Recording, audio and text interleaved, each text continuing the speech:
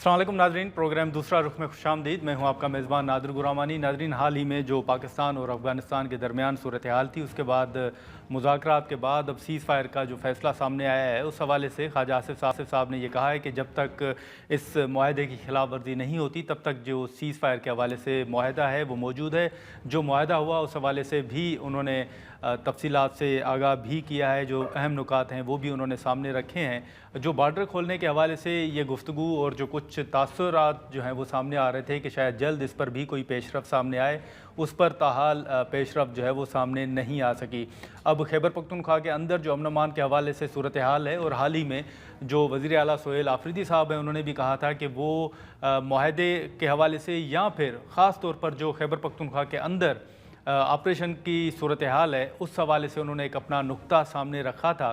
और आज तलाल चौधरी साहब ने ये वाज़ेह किया है कि सीएम की तब्दीली से जो जंग है वो नहीं रुक सकती और जो इक़दामात हैं वो जारी रहेंगे। नेशनल एक्शन प्लान का उन्होंने हवाला भी दिया।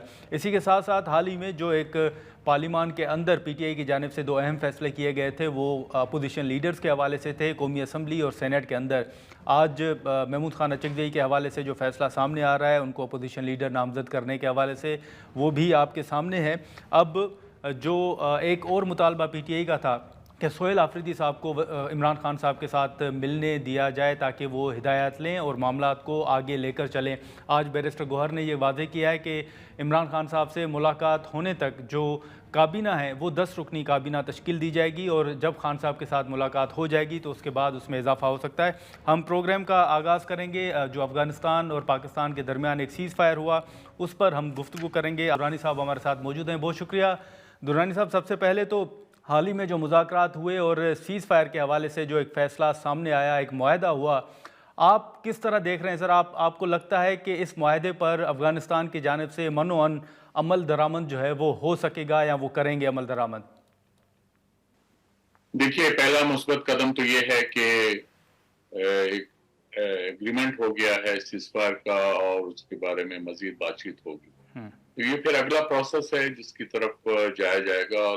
लेकिन मसाइल तो अपनी जगह हैं। उसमें पाकिस्तान के लिए जो रेड लाइन है वो टीटीपी का है। उसके कैडर्स जो अफगानिस्तान में पनाह लिए हुए हैं, उनकी लीडरशिप जो अफगानिस्तान में रह रही है, तो वो एक बहरहाल मसला है, वो आपका नहीं है। जब से टीटीपी ने अपने हमले पाकिस्तान पे तालिबान के आने के बाद से तेज कर दिए थे, तो वो एक मसला तो रहा है और इस मामले में तालिबान के साथ गुफ्तगू भी होती रही है। तो उम्मीद है कि अब चूंकि इसमें कतर और तुर्की ने भी अपना किरदार अदा किया है और बड़ा मुस्बत किरदार था, बड़ा अहसन किरदार था, तो इसलिए अब उम्मीद ये है कि तालिबान थोड़ा वो उसकी तरफ ज़रा ज़्यादा तवज्जो देंगे और इसको ज़रा ज़्यादा सीरियसली लेंगे ताकि ये उनके भी हक में, अफगानिस्तान के हक में और पाकिस्तान के हक में भी है। जी। ये लेकिन दुरानी साहब, ये जो एक बार बार एक वाज़ेह मौक़िफ़ जो है वो भी रखा जाता है जो टीटीपी की क़यादत है उसकी अफ़गानिस्तान के अंदर मौजूदगी के हवाले से, तो ये मामला तो आप समझते हैं ना कि ये क्लियर है कि टीटीपी की जो क़यादत है वो अफ़गानिस्तान में मौजूद है और इससे कोई डिनाई नहीं कर सकता? नहीं, करना भी नहीं चाहिए। जो कर रहे हैं तो वो हकीकत से मुँह फेर रहे हैं। उन्हें ये नहीं करना चाहिए। हाँ। क्योंकि इसके लिए खाली पाकिस्तान का तो क्लेम नहीं है, इसको तो यूनाइटेड नेशंस की रिपोर्ट्स हैं, जो पीरियोडिकल रिपोर्ट सिक्योरिटी काउंसिल को पेश की जाती है। इसी तरह इंटरनेशनल ऑर्गेनाइजेशंस हैं, ह्यूमन राइट्स ऑर्गेनाइजेशंस हैं, एमनेस्टी इंटरनेशनल है। उनकी रिपोर्ट्स में ये सब कुछ वाज़ेह तौर पे है कि टीटीपी का वजूद वहाँ है, आईएसकेपी वहाँ पे है।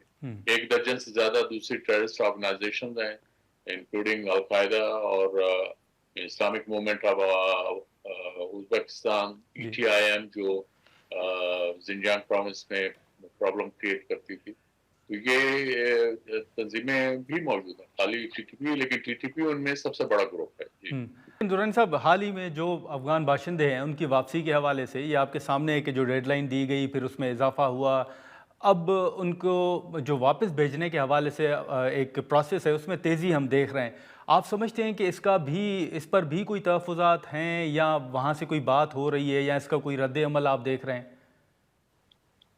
देखिए, ये डिपोर्टेशन का सिलसिला तो अक्टूबर 2023 से शुरू हो गया था, तो 2 साल तो हो गए। اس میں جو ہے پہلے جو ہے غیر قانونی تقریباً 8 لاکھ تھا وہ، اس کے بعد پھر افغان سٹیزن کارڈ ہولڈرز، اے سی سی کارڈ ہولڈرز تھا، ان کی باری تھی، وہ بھی تقریباً اتنے ہی تعداد میں تھے. پھر اس کے بعد جو ہے proof of residence P R card holders تھے، وہ تقریباً 1.4 million.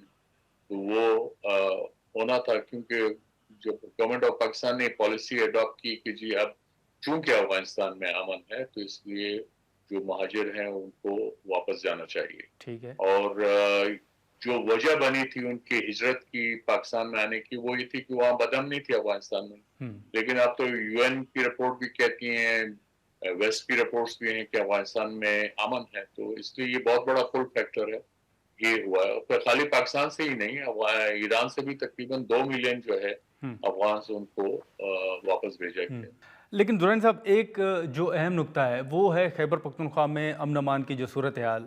D G I S P R صاحب نے حال ہی میں پریس کانفرنس کی تھی، اس کا بھی آپ کو علم ہے. پھر حال ہی میں جو پرائم منسٹر صاحب نے ایک اجلاس بلایا تھا اس میں سہیل آفریدی صاحب نے شرکت نہیں کی تھی، اپنا انہوں نے نمائندہ بھیجا تھا. اب جو افغانستان کی صورتحال ہے اس کا تو اگر ہم کہیں تو اس کا ڈائریکٹ اثر جو ہے وہ تو خیبر پختونخوا کے اوپر پڑتا بھی ہے، آپ کے سامنے ہے صورتحال. اب ایسی صورتحال میں کہ جہاں پر سی ایم صاحب اجلاس میں شرکت نہیں کرتے یا وہ وفاق کے ساتھ بیٹھنے کے لیے تیار نہیں ہے، تو سر پھر آپ کس طرح دیکھ رہے ہیں کہ معاملات کس طرح آگے بڑھیں گے؟ تو وہ ان کے لیے خود پرابلم بن جائیں گے اگر وہ تعاون نہیں کرتے. اس میں تو بہرحال آپ کو تمام حکومت اور اپوزیشن دونوں کو ایک پیج پہ ہونا چاہیے، اس کے بغیر تو بات نہیں بنے گی. ٹھیک ہے. کیونکہ یہ مسئلہ ایسا ہے کہ اس سے جو ہے جو ٹیررسٹ ہیں وہ یہ تھوڑی دیکھیں گے کہ حکومت کے کارندے ہیں یہ اپوزیشن کے ہیں دوسرے. تو اس لیے یہ ٹیررزم جو ہے وہ کلر بلائنڈ ہوتا ہے، تو وہ کسی کو بھی مار دے گا. تو یہ چیزیں ہمیں ذرا اس کا احساس ہونا چاہیے. ٹھیک ہے. آصف درانی صاحب بہت شکریہ سر وقت نکالنے کا. ناظرین درانی صاحب کی گفتگو آپ نے سنی. اب جو خیبر پختونخوا حکومت کا موقف تھا اس حوالے سے انہوں نے کہا کہ اب ان کو تعاون کرنا پڑے گا، نہیں تو یہ آبویسلی وہ خیبر پختونخوا صوبے پر ہی اثر پڑے گا. مذاکرات کے حوالے سے اور سیز فائر معاہدے کے حوالے سے بھی درانی صاحب کی گفتگو آپ نے سنی. ہم یہاں پر ایک مختصر سا بریک لیں گے اور بریک کے بعد جو مسلم لیگ نون اور پی ٹی آئی کے ایک دوسرے کے خلاف بیانات ہیں، اچکزئی صاحب کی نامزدگی کا جو معاملہ ہے، پھر خان صاحب کے ساتھ ملاقات کے حوالے سے جو پی ٹی آئی کا مطالبہ سامنے آ رہا ہے، اس معاملے پر ہم گفتگو کریں گے. حذیفہ رحمان صاحب اور فیصل چودھری صاحب ہمیں جوائن کریں گے.